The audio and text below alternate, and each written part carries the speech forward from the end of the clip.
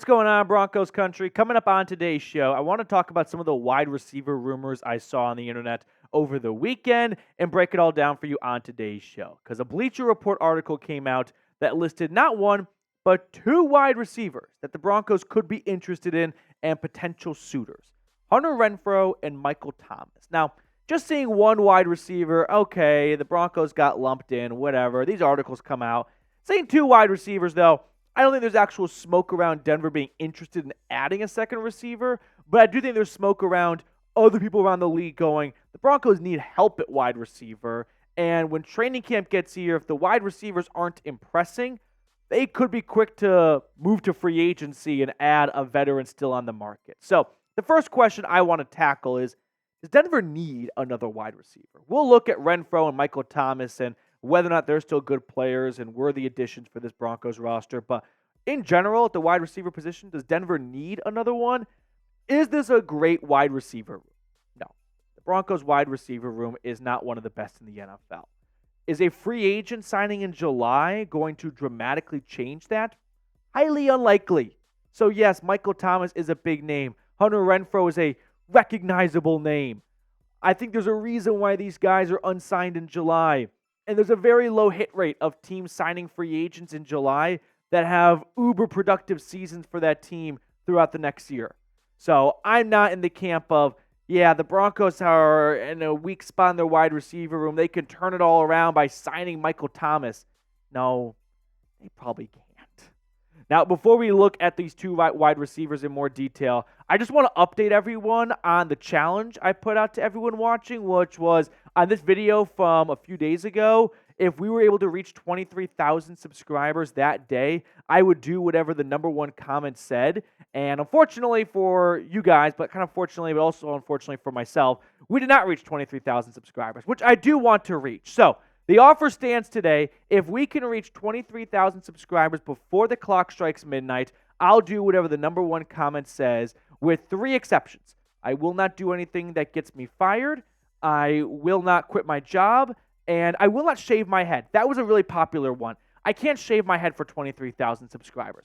50,000 subscribers, we can have that conversation. 23K is just not going to cut it. So, sorry. Now let's talk about Hunter Renfro first.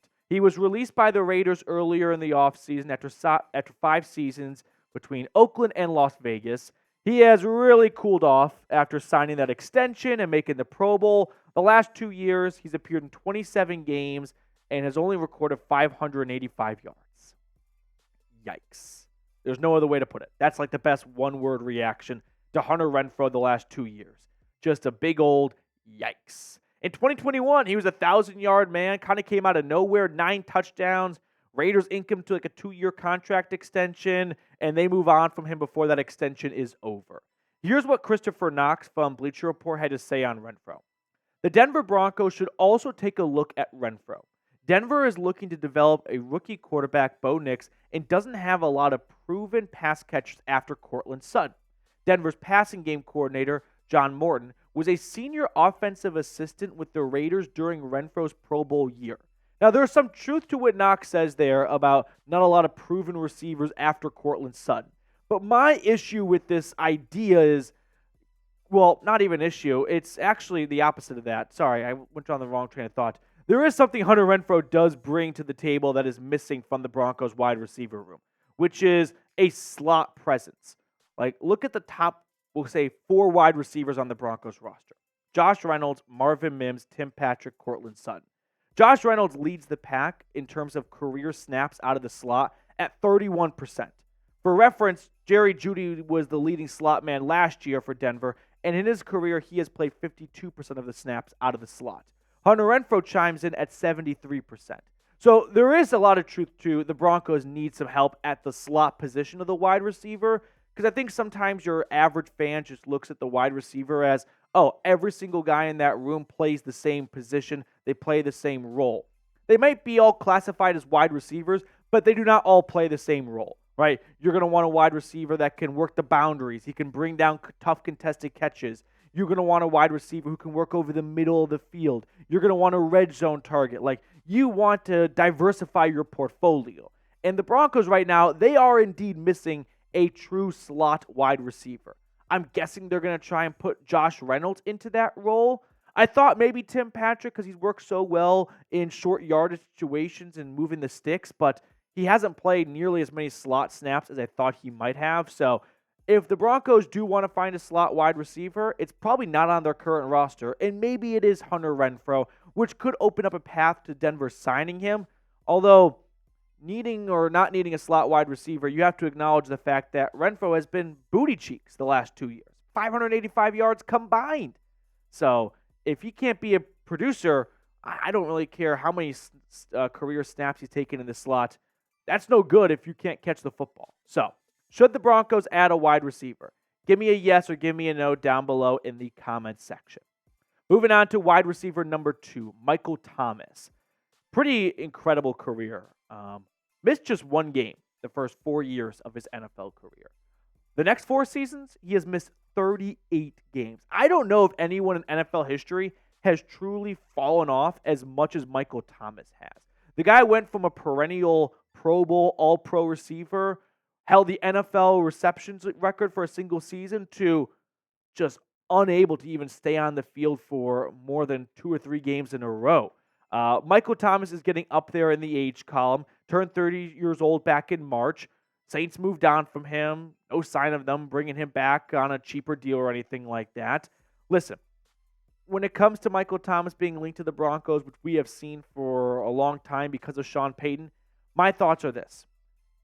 If Sean Payton wanted Michael Thomas, he would have signed him already. He had no problem in his first offseason as the Broncos head coach signing a bunch of former players in the first few months of free agency. I remember talking about Tony Jones during March Madness. Michael Thomas still being on the market in the middle of July, I think that speaks volumes to what Sean Payton thinks about Michael Thomas in 2024. Would he love to get 2018 Michael Thomas? Yeah, but that guy's not coming through the door. That was 6 years ago. Time to close the yearbook a little bit. So I'm not really interested in Michael Thomas, although he's the more impressive of the 2 wide receivers.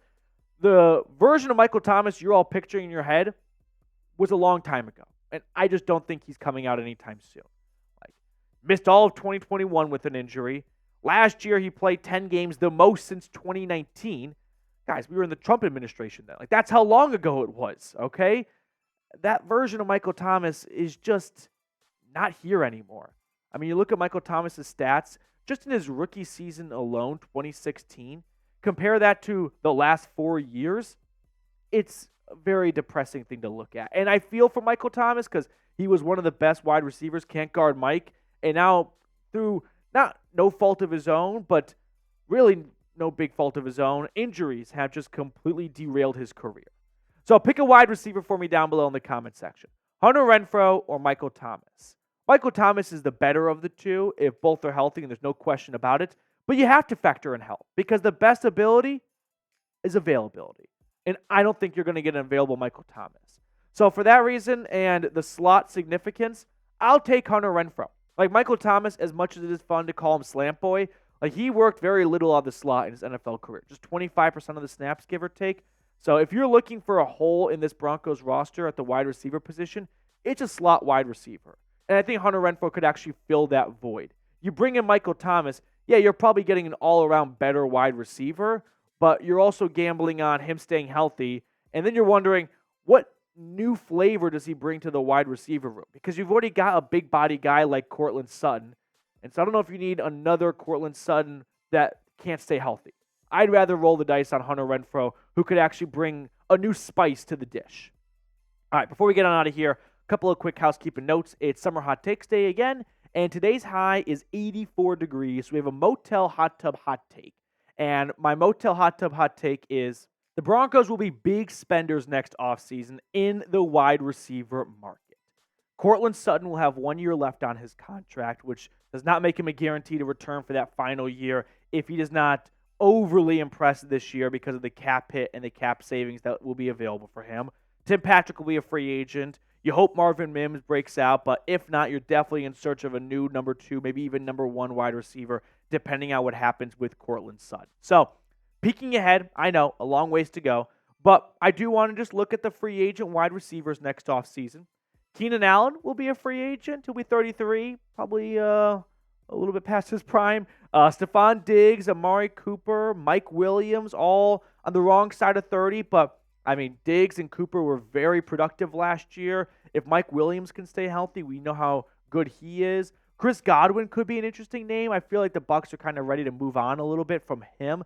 So maybe we see him come over, although at 29, I'm not sure the Broncos are going to view him as a long-term top receiver.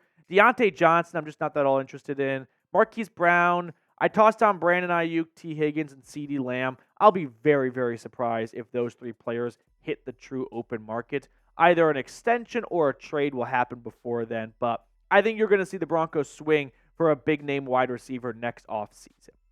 As always, I appreciate everyone for watching. If you're not subscribed to the channel, make sure you do so. Training camp, it's literally just around the corner. This year, it's starting like a whole week earlier, essentially. Usually, it's like July 30th, 31st. No, it's going to be here in 2 weeks. So help us reach 22,900 subscribers so we can really make the march to 23K.